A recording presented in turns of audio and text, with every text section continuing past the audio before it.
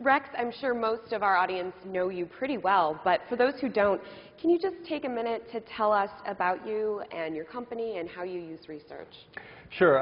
Rex Briggs, CEO at Marketing Evolution. It's a firm I founded 12 years ago, really to deal with this idea that marketing decisions could be more data-driven, and that the evolution of the marketer and the industry was really dependent on us becoming better at getting to data, doing ROI analysis, and connecting it with technology that would help people apply the decisions.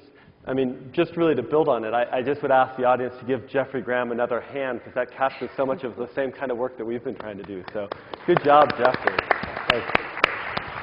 But I think he and I have paralleled careers for the past decade around the cross-media part, and we share a lot of that same vision that as you connect technology with ROI decision-making, we can really get beyond some of this bloodletting and kind of ancient way of approaching some of the decisions marketers make. Well, and on that note, we're here to discuss your new book, Sirf's Up. That's S-I-R-F. I know you've got a copy if you want to show the audience. What prompted you to write this book?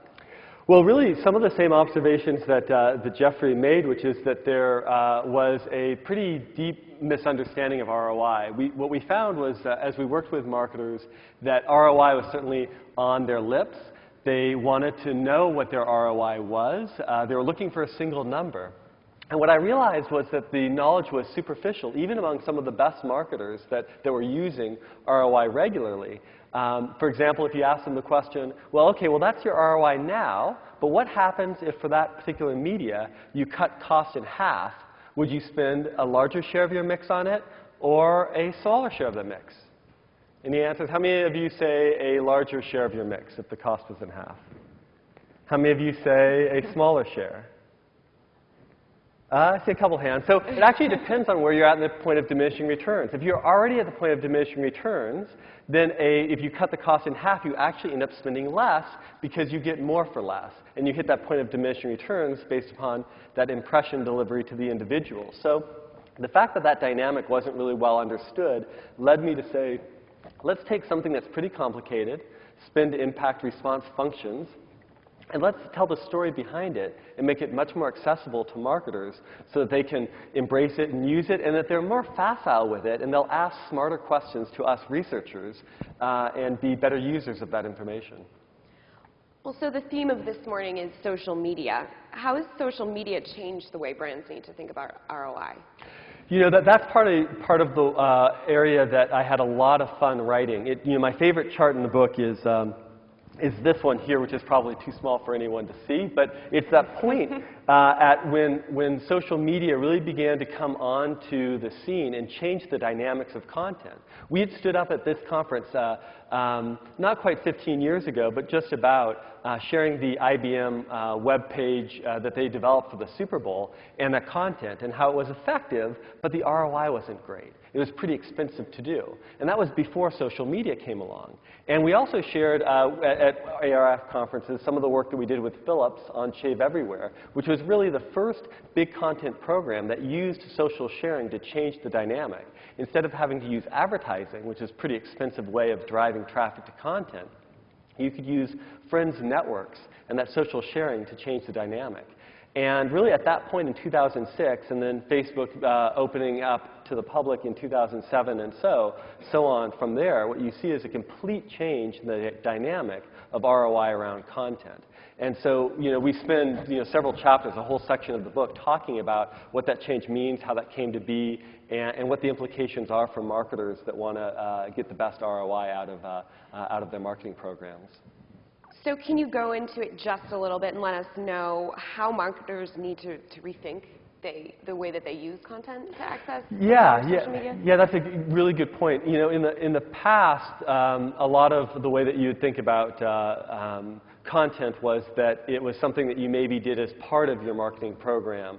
And you would oftentimes think of the funnel in a traditional way of building awareness, then trying to drive favorability and purchase intent and sales. And we really say that first of all, I don't like the term funnel, and I make an argument that we should adopt a new metaphor that I suggest in the book called the purchase highway, where the customer is in control, they're in the driver's seat, And it's really about understanding where they make their on-ramps and off-ramps. And as you look at that path, though, there still is a path, and it does have sales towards the end, but after that's really advocacy. And so what the biggest rethink part is that if you want optimal, best ROI, you start off by saying, how do I engage the advocates? What type of content is going to be easy for them to share and that they're going to want to share with others so that they influence others?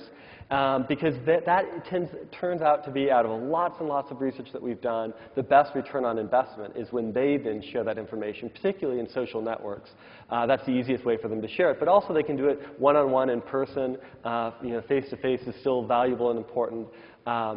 So engage advocates first. The next biggest group to engage ends up being people who have already bought from you once, and how do you get them to buy again? How do you engage those people to repeat purchase? And then you work your way back in that path to that point where people are just starting to consider the brand and they're about to make that purchase decision. Only after you've really covered off all the content and ways of social sharing and amplifying that with some advertising, because advertising still has a lot of value, do you then really begin to work on programs that are awareness-oriented. And so that's the biggest rethink, is a lot of marketing plans have that backwards. They start off trying to build big awareness. They want to approach social media from the standpoint of how do I get more people aware of my brand, rather than how do I engage my advocates to share the message. And there's a big difference in the ROI that you get from one versus the other. So it sounds like you're saying that marketers really need to pay more attention to the sequence of the messaging. Can you go into a little bit about how that's changed and why? Yeah, the sequence really is a bit more about prioritization. So I think what happens is when you're having the marketing discussions, the priorities of do we have a 365-day-a-year program to engage advocates? Are we constantly feeding advocates with content that they want to share? That becomes really the first priority of a marketing discussion.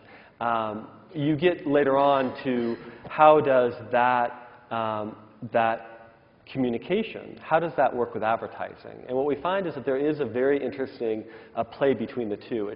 It's not a message that advertising is dead, long live social media. Rather, it's a message that these coexist in a very important way. So what we found in the sequencing was we began to tear apart the message of, well, what happens if someone sees an ad, then sees social media? What happens when they see social media and then see an ad? How does that work together? And what we found was that in both cases, they reinforce one another. So in one case, there's a priming effect that happens. If I see a social message first, and then I see an advertisement, or if I reverse that around and I see the ad first and then the social media, there's reinforcement in both cases. If I see the ad first, it primes me, and then when someone shares it, I actually pay more attention, and it has a larger effect on me when I see that. But the reverse is also true. If I see social media first, I do have some impact, and then the ad reinforces that. And so that increases the effectiveness of the ad. So there's this classic case of synergy in both directions with advertising and social media. And that's why we are really strong advocates of this idea that you do start with social media. You start with understanding customer insights. You then build in your content plan, and social media is a very important part of that. And then you amplify that with a combination of advertising and social sharing to make sure that you're reinforcing that message. Well, so since we're at an audience measurement conference, how can media buyers and planners integrate these social media strategies you're talking about and sequencing strategies into their workflows? Yeah, so one of the things that we've done with this data and this information is we've certainly written it up in the book to make it really accessible.